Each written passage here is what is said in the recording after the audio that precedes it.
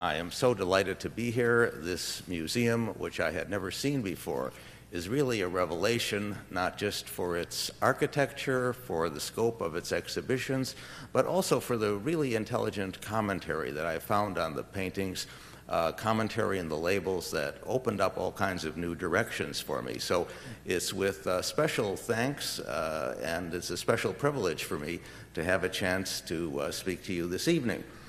Now, I'm talking about an aspect of the exhibition on the snapshot and its relation to the present that might not be terribly apparent in the exhibition itself.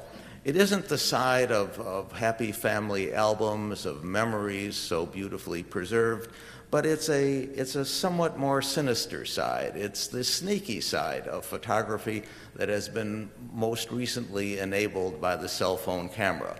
So what I'd like to do is to trace the history of this side of image making and to look at how it really originated in choices and that were apparent in the late 19th century and that have been fully realized only in our time.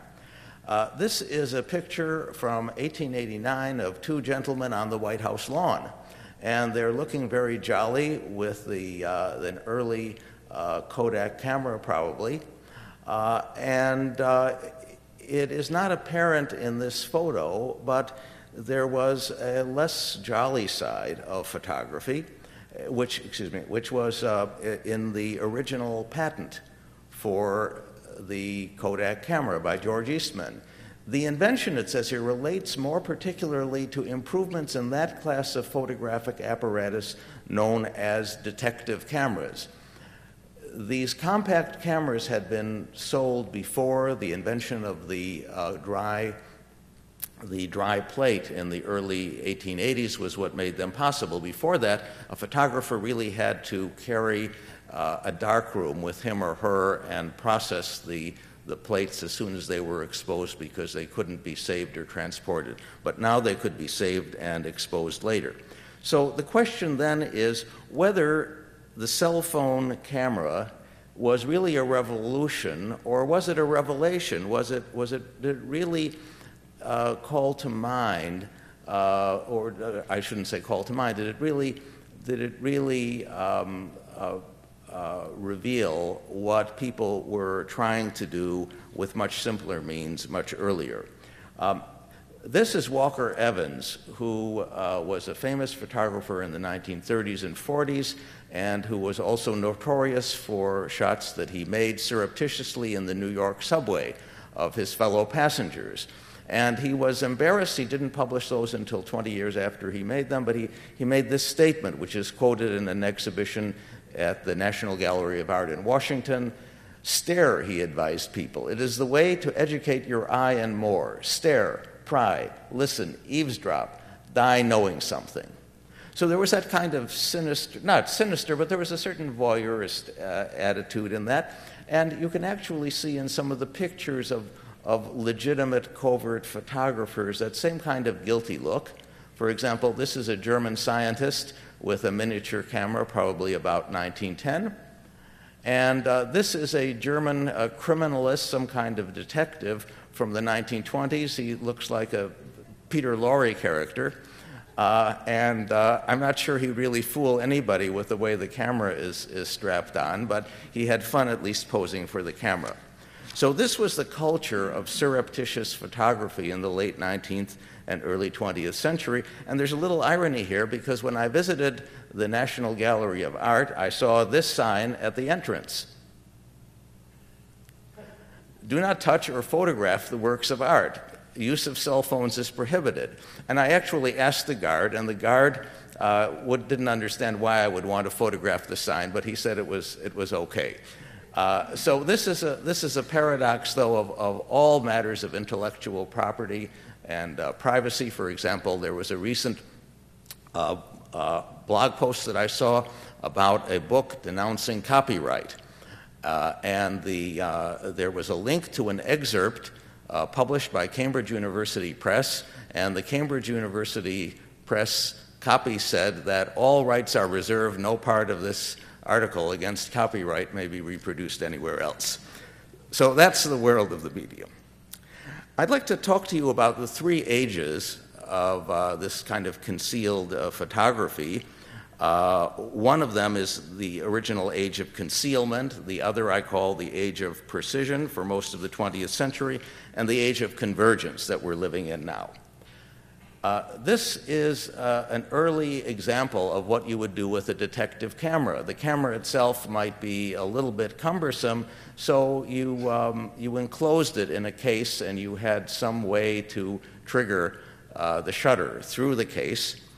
And there were also, though, more imaginative ways, and my favorite is a photographic hat that was invented in the mid 1880s by a German.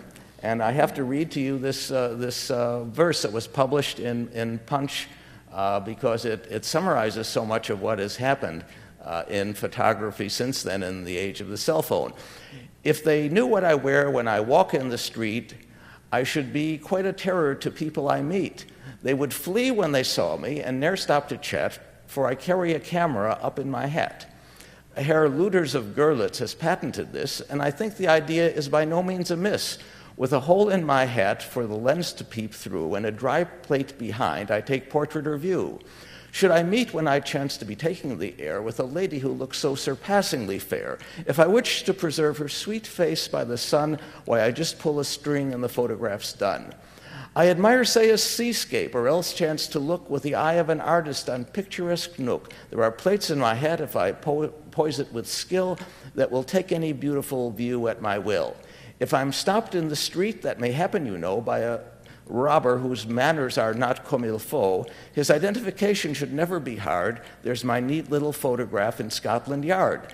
So we'll all wear the hat made by science complete, with a camera lens and a dry plate en suite, and take views on the street with its bustle and traffic by the aid of that German strange hat photographic. And actually, people do use cell phones today very often to identify people who are disturbing or assaulting them, criminals. So there's not that much actually has changed since the 1880s. Well, you might ask, were these hats actually sold? And there are museum specimens. This one, for example, has the lens not facing forward, but at the top of the hat. And you may think that's not very impractical, but in the etiquette of the late 19th century, you were always tipping your hat and removing it for this or that. So it actually might be more practical to be able to take a photograph with your hat when you were removing it. It was also a time when people were very conscious of literacy, and it was prestigious to carry books around. So quite a few of the early concealed cameras were book cameras. Here are two designs. You might think today not terribly convincing, but I think in a busy crowd they might have done the job. You can see in the records of the U.S. Patent Office there are even more book cameras prepared on various principles. Now, a gentleman, especially in the late 19th century, always carried a pocket watch around. The wristwatch really didn't come in until after the First World War. So it was natural to disguise a camera as a watch. This was designed by a Swedish engineer. It was called the Ticka, and the lens was under the cap where you would normally wind the watch. And for an extra price, you could buy one that had a watch face, but it didn't really have a watch mechanism. The time was always set at 10 minutes after 10, and that was also a way of reminding you which way the lens was facing. Here, by the way, are the patent illustrations for the Ticka. The most, or one of the most commonly used forms of these concealed cameras was one that could appear through a button in a gentleman's shirt. This was designed originally by an American named Gray and later marketed by a number of European companies. The circular form reflected the fact that there was a series of plates that revolved. They were really circular, so you could expose half dozen of them, take them, and get them developed. And this is a more formal or elegant one. This was in the in the form of a cravat pin. So you would buy this whole ensemble. You could see the rubber, the bulb that you would press to take the exposure. And by the way, you could buy replacement cravats if you wanted some variety as you were going around and taking these photographs. And again, we are lucky to have the original patent for this device. There were some others that were a little less easily concealed. One that I especially like was the rifle, which was actually a working rifle that had a camera in it, so it was literally a point and shoot. Or shoot and point, and it said target or game or even a poacher may be photographed in this way. And then, of course, you had binoculars that could do the same kind of thing more discreetly. Some of the more advanced binoculars, I haven't been able to find an image, but some of the more advanced ones let you look into the distance one way and shoot through a prism that was pointing at 90-degree angles, so the person that you were staring at thought that you were staring at somebody else. This is another variation of the same. And of course, for the complete dandy, you could even buy a camera that was in an elegant walking cane. But it wasn't only for the rich that these objects were sold. There was a very popular camera called the Demon that was marketed widely in England in the 1890s. You could still see many ads for it. And the copy of it was really lovely. Depicts the hypocrisy of life and the frivolities of fashion unknown to its victims. Can be used on the promenade, in law courts, churches, and railroad carriages, also in breach of promise and divorce cases, in fact, at all awkward moments when least expected. The artful maiden, the wily detective, the wronged wife will now collect damning evidence. The bad boy will level blackmail upon his sisters by illustrating family squabbles instead of angelic sweetness, and human happiness will now be within the reach of all. The way you'd operate this, by the way, was to carry it very discreetly. Your hand would be wrapped around the conical part. The lens was exposed through the cap, so you could, with some skill, you could move about that way. And they claimed some celebrity endorsements. Here was one from Samuel Plimsoll, who was famous for the line that he devised to mark the proper loading for ships. He was supposed to have told them, "Please send today 2 more Demon cameras exactly the same as I purchased from you yesterday." Well, it seems to me unlikely that somebody would be so satisfied to ask for 2 more during the same day, but there is no record of any protest by Mr. Plimsoll. But there was a more serious side to these spy cameras, because people were already beginning to see that you could use a tiny camera to get access to places that were normally out of bounds, taboo to the public.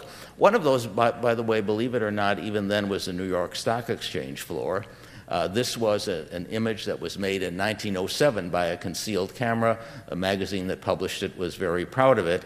They were not worried about jihadist terrorists then. They were really worried about European anarchists, but not that much has changed. And there was also even later on the use of concealed cameras in a notorious case of execution in 1928.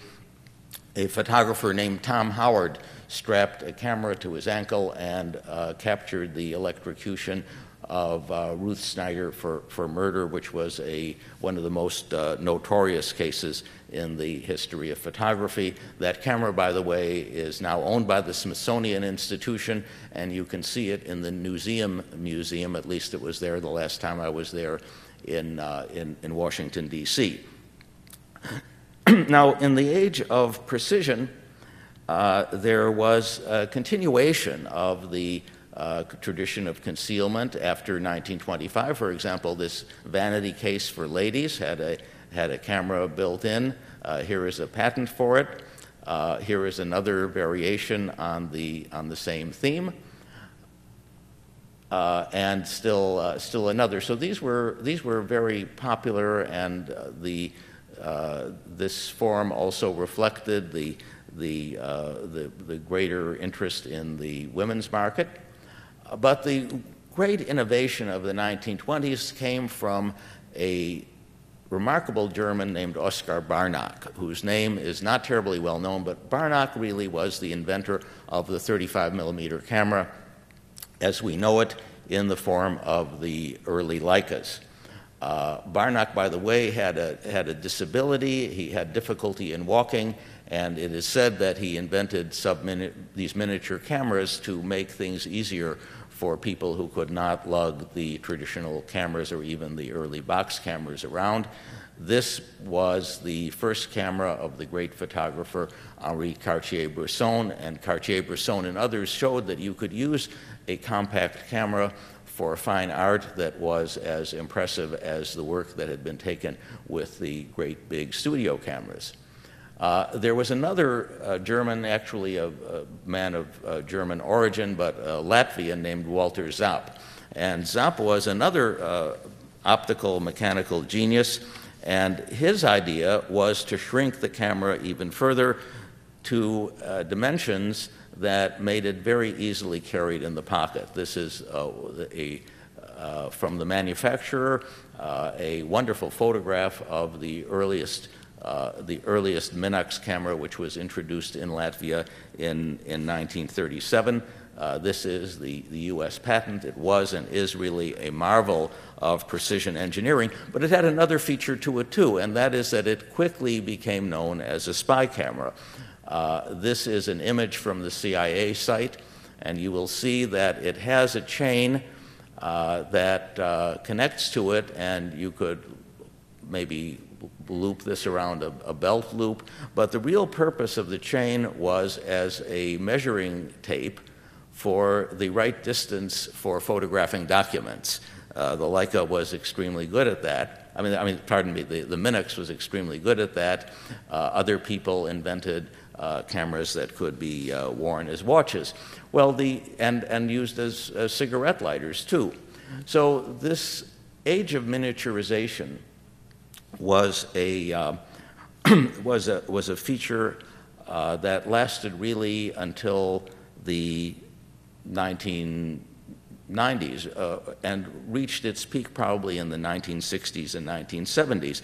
In the 1960s, for example, the Swiss developed a camera called the Tessina, which used 35mm film, unlike the Minox, which needed special film, and that could be kept in a tobacco pouch. This is, again, a CIA illustration of a Tessina in a tobacco pouch.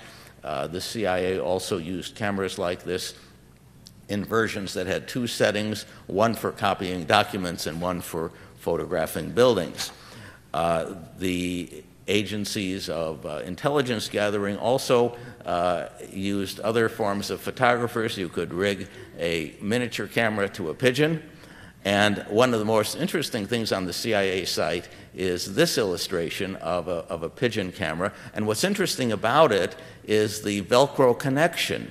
And this suggests that the CIA was using pigeons after the introduction of Velcro, which is really fairly recently. So it's a great tribute to the versatility of pigeons as spies. Probably the greatest innovators in snooping technology and the greatest snoops in the world were the East Germans, the GDR, because they combined all of the German tradition of excellence in mechanical and optical engineering with Soviet paranoia.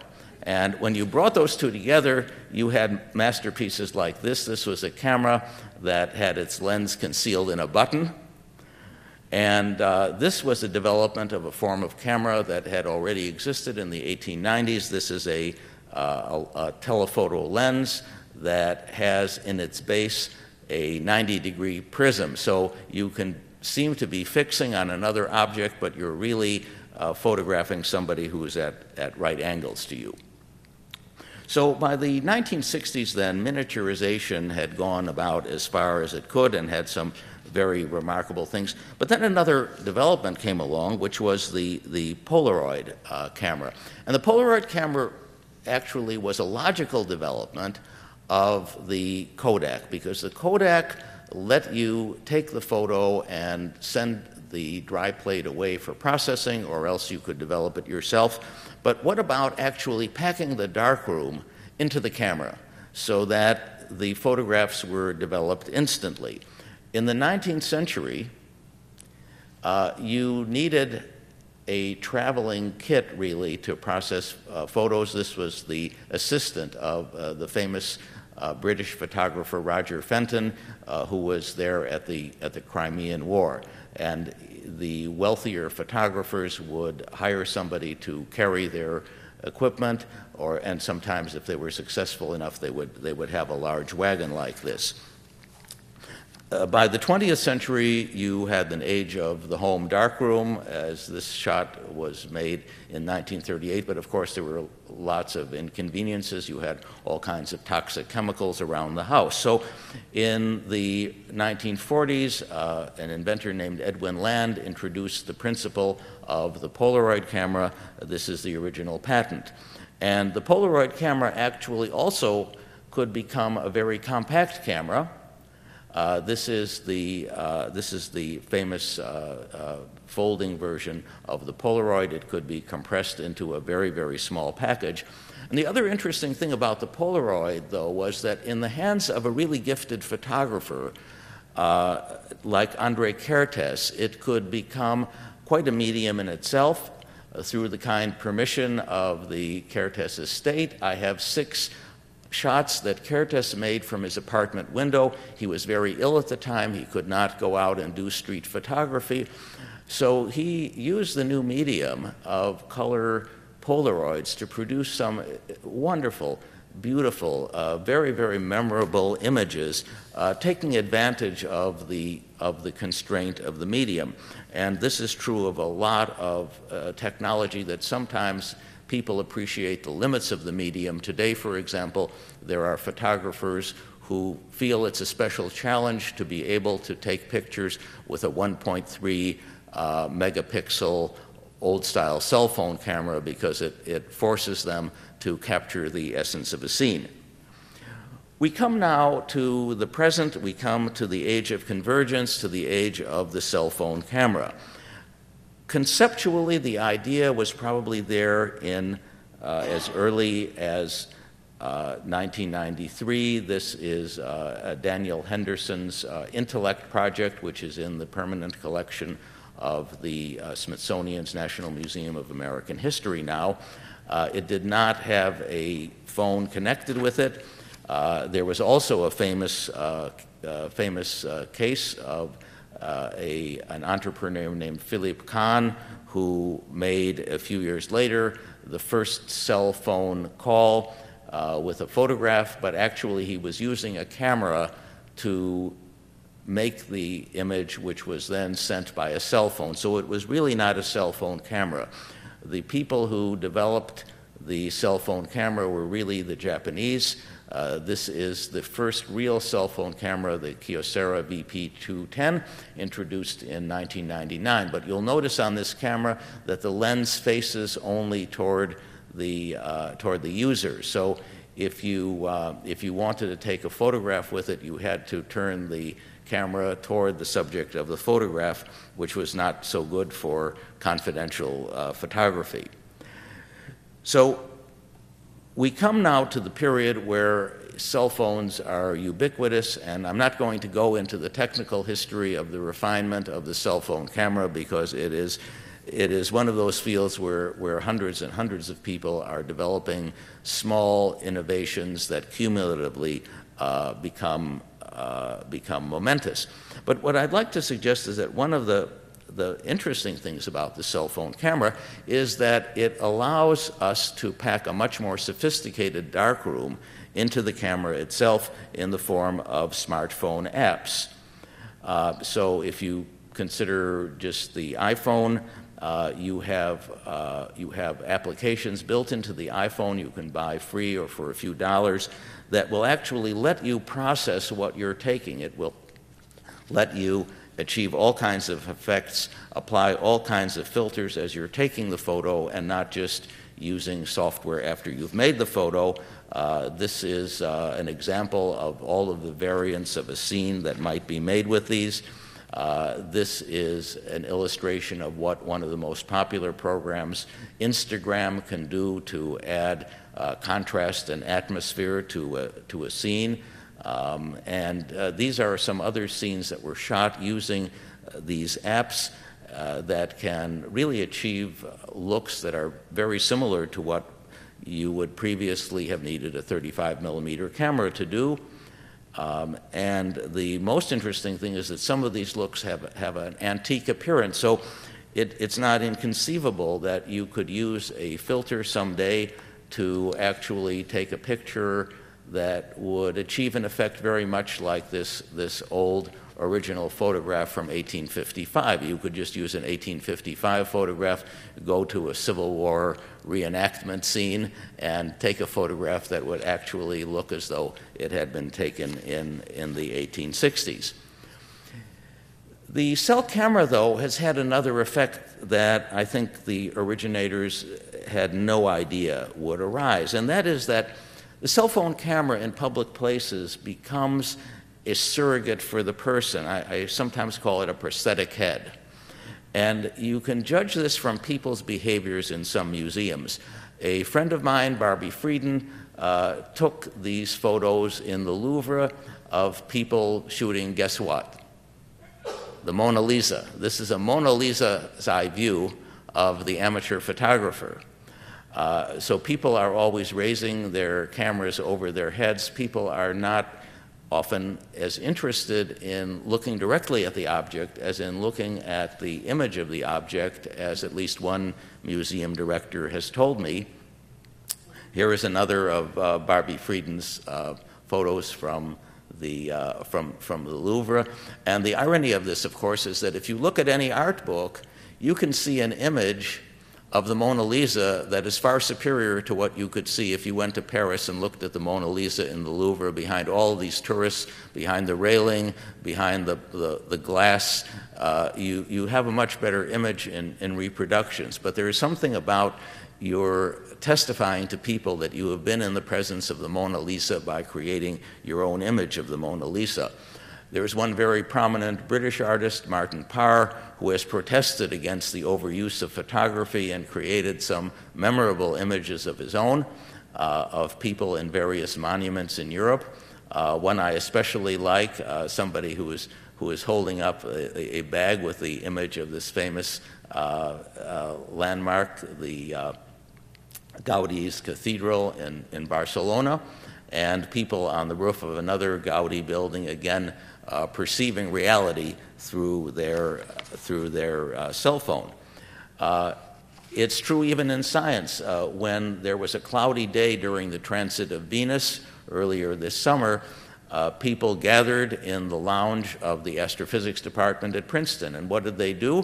They took pictures of the images of the transit of Venus that had been transmitted from Hawaii and other observatories. So they made their own record of the virtual record that had been transmitted electronically. The cell phone camera, though, also is being used creatively by artists. For example, at the Metropolitan Museum of Art, there was recently an event organized by a Dutch artist who encouraged people to go in there and actually use their cell phones to display images that were transmitted from elsewhere and that were mixed with the actual objects in the museum. And of course, there is a sinister side to this group activity too, because sometimes people converge on the scenes of storms.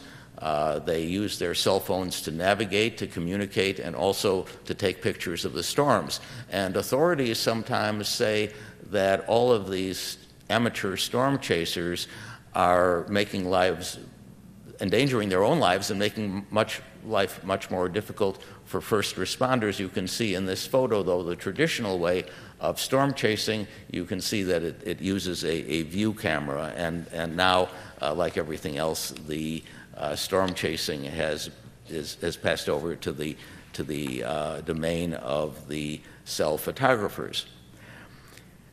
Well, finally, we come to the darkest side, or the most foreboding side of cell photography, surveillance anxiety. Because when everybody has a cell phone, and when it's so easy to take surreptitious pictures with a cell phone, where are we safe? And again, there's a paradox, as I noted when we saw those pictures of that early detective photographer, that the same state that is so suspicious of people taking photographs and snooping is also in the business of snooping itself. These are cameras in Singapore. And there's all the more reason to be suspicious because the latest cell phone cameras have face recognition built in. So in principle, you could not only take somebody's picture on the street, but you could use the web to look up their identity, their Facebook page, their telephone number, etc. Those voyeurs of the late 19th century didn't realize what was going to be in store. And of course, today we also have new cell phones. This is a new model Nokia 808 with a nominal 41 megapixel count. And you could see that this becomes a bit bulky. That's one of the problems of the cell phone camera. You can't make it too effective because you have to fit a large sensor in there, and you also may have to fit a larger lens assembly. So at some point it begins to bulge, and you really need to rethink the technical systems of the cameras. I could discuss that in the Q&A, but it's a fairly simple thing, as in this photo, to highlight faces and then to use software to identify those faces. And for writers, there's something even more sinister, which Amazon.com has introduced recently. It's called Price Check. And I'm sure they had no idea in the 1890s that this would be possible, but someone can walk into a store. In fact, Amazon encourages them to walk into retail bookstores and other establishments and take pictures either of the barcodes or of the actual book covers, and then Amazon will do its best to give you a better price than what you see in the retail store. That is boldness indeed. There is also a pushback in the use of cameras for privacy self-defense. The New Jersey branch of the American Civil Liberties Union offers a free app for smartphones that let you tape a police encounter. You can just, you have to take the phone out gingerly, of course, but once you do, you can record the whole encounter and send it instantaneously to the ACLU. So you eliminated one of the previous problems of using a camera, which is that somebody who doesn't like what you're doing could smash the camera or take out the film. Now the image is transmitted instantly. And there is a further downside in the form, I'm sorry, I didn't put that up long enough. You can see that this makes it very, very easy to use. There's a further downside in what I call deviant ingenuity, the ways in which these technology can be adapted for criminal purposes. For example, for piracy, some theaters now have ushers who are scanning audiences to make sure that people aren't using their smartphones to steal the content of entire films. Now, it used to be in the late 19th century when the Kodak was introduced that if you wanted to crib in examinations, and in some colleges over 90% of students believed that it was not wrong to crib. It was an epidemic in the 1890s. There was probably even more cheating then than there is now. But the time-honored traditional way was to make a crib a tiny piece of paper that you would carry with you. But now the cell phone has been used even in some of the most respected high schools in the country. This is Stuyvesant High School in New York City, where a scandal involved a student who was using a cell phone to photograph exam papers. And this isn't so unusual. It was probably newsworthy in elite New York high school. But in one national survey, 40% of students knew of the use of cell phones for cheating, and about half that number had used cell phones in that way themselves. So we have a very mixed picture now in the